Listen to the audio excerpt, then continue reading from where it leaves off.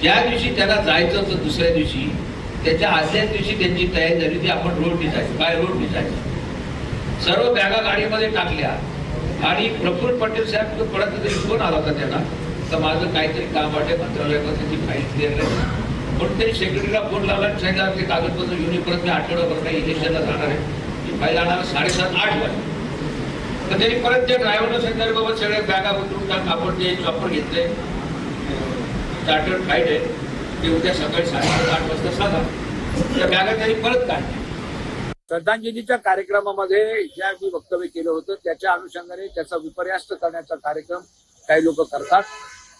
वास्तविक पाहता प्रफुल्ल पटेल साहेबांनी खऱ्या अर्थानं सुनेत्रा वहिनीच्या पाठीशी राहिलेले आहेत, तटकरे साहेब राहिले आहेत आणि त्यांनी हिंमत आणि ताकद देण्याचं काम पक्षाच्या सर्व कार्यकर्त्यांनी केले.